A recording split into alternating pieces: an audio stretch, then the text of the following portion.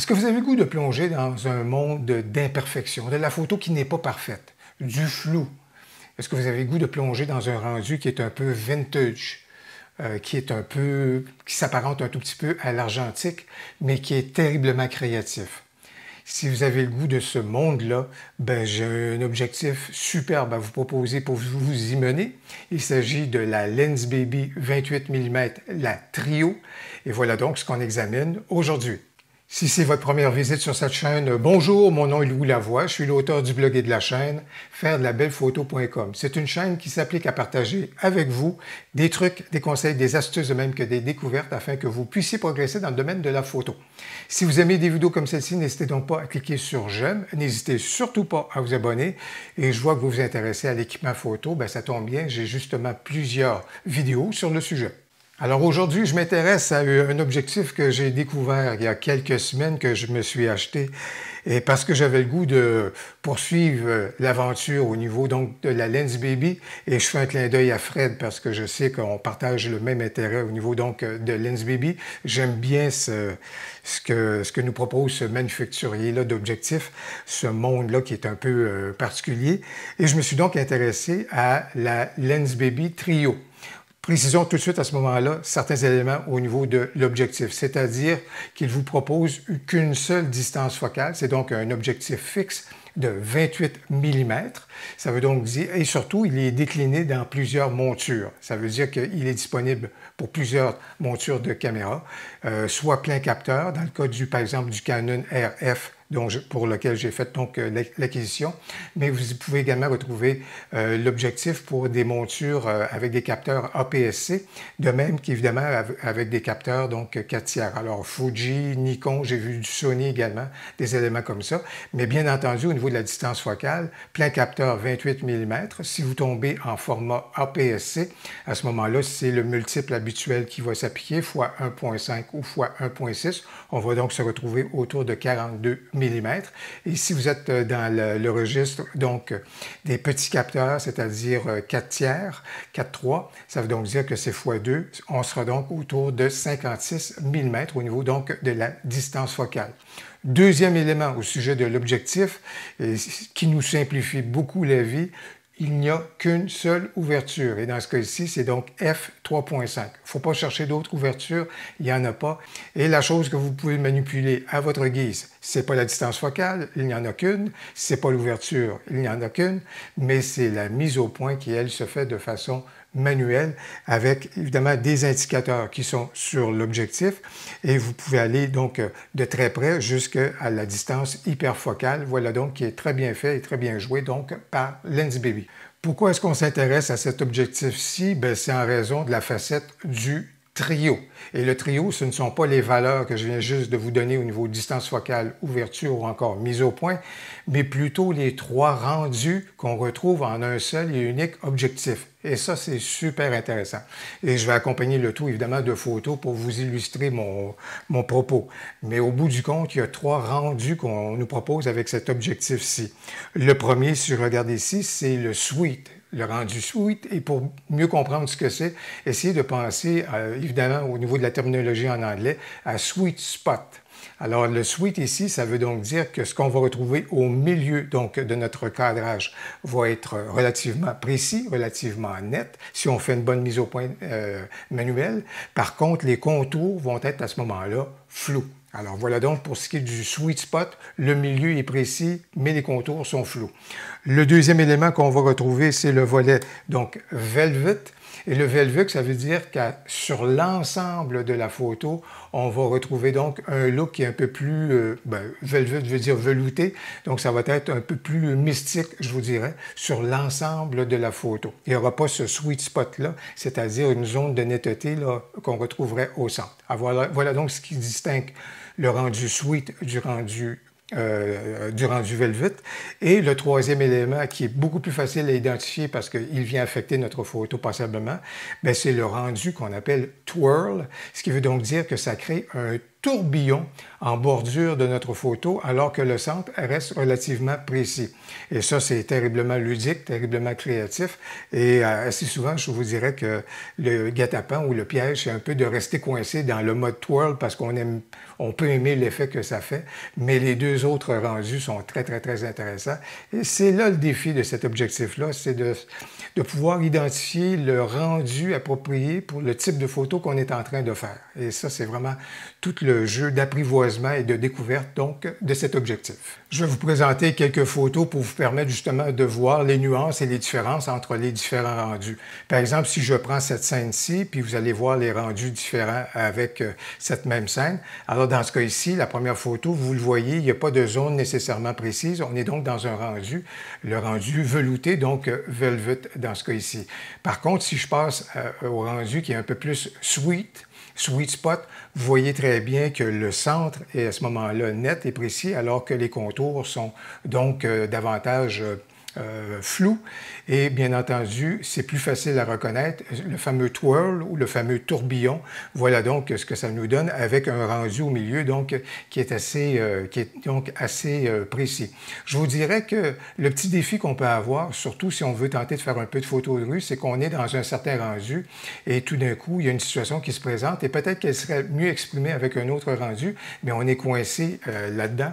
Alors c'est pour ça, ici, ça s'est présenté. Il y a eu des personnages qui étaient là, mais j'étais dans le rendu tourbillon. Alors voilà donc ce que ça a donné avec le rendu tourbillon. Ce que j'aime bien, tout ça, peut-être que certains diraient à ce moment-là, « Ah zut, le sweet aurait été plus intéressant ». C'est ça qui est l'inconvénient ou l'avantage, la beauté de la chose, c'est le fait que on a trois possibilités et des fois, on n'est pas nécessairement dans la bonne, oui, au bon moment, je vous dirais, mais au contraire, ça donne plein de possibilités créatives, comme vous pouvez le constater.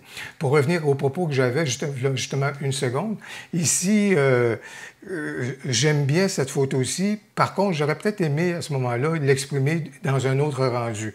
Oui, on peut voir la photo comme étant le tourbillon de la vie, puis les deux personnes qui sont en train de converser, qui créent un moment de façon plus isolée, de façon... On peut se tourner vers cette interprétation poétique-là, je vous dirais. Mais en rétrospective, quand je regarde ça, j'aurais peut-être aimé davantage le mode sweet spot pour avoir tout cela et avoir peut-être moins d'attention qui est donc créée par le tourbillon.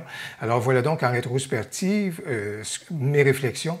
Mais comme je vous dis, ça fait partie de l'apprivoisement, ça fait partie de l'apprentissage. Quand je disais, il y a un côté très argentique, très vintage, bien, vous voyez ici toute la belle possibilité. Pour moi, ça renvoie justement à un côté très, très argentique, je vous dirais. D'autant plus qu'avec la courbe de tonalité, j'ai ajouté certains coloris justement pour nous mener vers un rendu vintage comme ça. Donc, voilà donc le potentiel vers lequel ça peut donc nous mener, tout comme dans ce cas ici, je vous dirais. Il y a une chose sur laquelle, dans mon appréciation, l'objectif performe un peu moins bien, c'est lorsque les sujets sont pris à une certaine distance. On dirait que le rendu a moins l'occasion de s'exprimer. Et dans ce cas ici, le rendu, il est là, mais à mon goût à moi, à mon regard à moi, c'est pas si atteint que cela.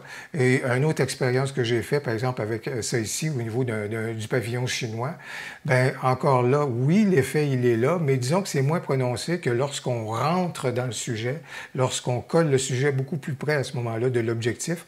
Il me semble que là, à ce moment-là, ça performe un petit peu plus. Par exemple, comme dans ce cas ici, vous pouvez le voir, on rentre dans le sujet, des trucs du genre, alors c'est sans équivoque au niveau donc du rendu, c'est intéressant.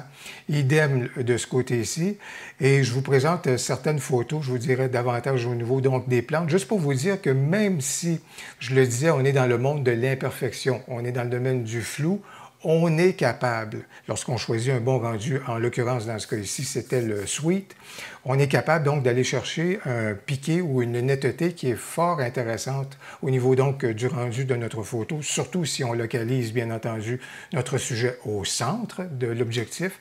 Et tout comme dans ce cas ici également, ça vous permet juste de voir que même si je me suis tourné vers le tourbillon, le centre, je suis capable d'atteindre une bonne netteté. Et dans ce cas ici, bien sûr, je profite de la belle fonction de focus peaking à ce moment-là. pour me permettre d'atteindre cette netteté-là. Encore ici, d'autres sujets que j'ai donc amenés par rapport à cet élément-là, que vous pouvez voir au niveau de la netteté, on est capable de l'atteindre. Par contre, lorsqu'on se tourne vers un rendu velouté, velvet, bien, vous voyez, c'est l'ensemble de la photo qui emprunte donc ce côté flou, un tout petit peu évanescent, là, que j'aime bien, que j'apprécie, que peut-être que certains parmi vous vont bien aimer. Alors, encore dans ce cas-ci, là, on est beaucoup plus au niveau donc du sweet spot. Le centre va être net, mais les contours vont être flous, comme vous pouvez donc également le constater dans ce cas ici. Je terminerai également avec cette photo-ci qui, là, même si le sujet est un petit peu distant, par contre, il est assez bien cerné et surtout, puisque dans ce cas ici, c'était le sweet spot, ça veut dire que le centre, il est net, les contours sont flous et par rapport à cette scène-là, par rapport à ce personnage-là, par rapport à cette attitude-là, voilà donc quelque chose qui m'apparaissait beaucoup plus réussi, je vous dirais, que lorsque je vous ai présenté, par exemple, la photo du pavillon chinois précédemment. Deux autres éléments que j'aime bien au sujet de cet objectif-ci, d'abord, c'est son faible encombrement. Comme vous pouvez le constater sur mon Canon R, monture RF, vous voyez que c'est vraiment minimaliste à ce moment-là et ça nous donne le goût de partir et de sortir avec cet objectif-là.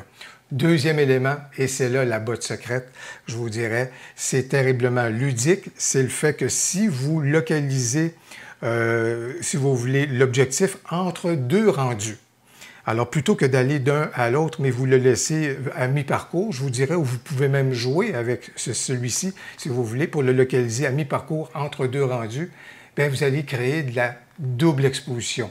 Vous allez avoir deux images à ce moment-là qui vont se jumeler et que vous avez à l'intérieur donc de votre cadrage et vous pouvez même augmenter ou atténuer l'effet.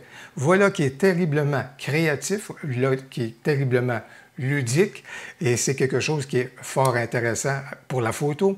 Mais je vous dirais également qu'au niveau de la vidéo, et souvent j'ai vu des gens et des équipes de tournage travailler avec des Lensbaby, mais dans ce cas ici, là, vous comprenez que du point de vue de la vidéo, c'est un objectif qui a beaucoup de potentiel. Est-ce que c'est un objectif qui a des défauts? Il en a plein. C'est un monde de défauts, je l'ai dit d'entrée de jeu, bienvenue dans un monde d'imperfection. Alors, c'est certain qu'il y a certaines caractéristiques à cet objectif-là. On ne faut pas s'attendre des fois, bien sûr, on peut réussir notre mise au point, mais si on recherche le piqué, on n'est pas là du tout, il ne faut pas aller là. Du côté également du vignettage, surtout au niveau du plein capteur, vous allez peut-être avoir une impression de vignettage, pas juste une impression, mais il va y avoir un vignettage certain là, de ce côté-là. Donc pour cela, à ce moment-là, il faut s'y attendre, je vous dirais. Troisième élément, ce n'est pas nécessairement un défaut, mais je vous dirais que la courbe d'apprentissage, la courbe pour savoir à quel moment donné se tourner vers un rendu plutôt qu'un autre, quelle est la meilleure lumière pour cet objectif-là, etc. Je vous dirais que moi-même, ma courbe d'apprentissage est vraiment loin d'être atteinte. Je le sens que c'est un objectif avec lequel il va falloir que je travaille pendant un certain bout de temps pour justement bien le maîtriser. Parce que c'est pas comme un objectif classique, un 50 mm f1.8. Tout de suite, on le met là, puis on a tout de suite compris les bases et comment ça opère et comment en tirer profit. Or, dans ce cas ici, là, il y a vraiment un apprivoisement à faire avec cet objectif-là. Donc, il faut s'y attendre. Ça peut être source de frustration. Je vous dirais, il y a des éléments que j'aurais aimé mieux réussir, je vous dirais. Mais justement, c'est ça le monde de la Lensbaby. C'est quelque chose où est-ce qu'on l'apprend et puis on l'adopte et on plonge et on maîtrise de plus en plus. Ça fait donc partie des caractéristiques donc de la Lensbaby Trio. Vous allez retrouver dans le descriptif de la vidéo des liens pouvant vous mener vers la Lensbaby Trio. Si vous avez aimé cette vidéo, n'hésitez donc pas à cliquer sur j'aime et surtout, n'hésitez pas à commenter. J'ai bien hâte de vous lire. Au plaisir, à la prochaine.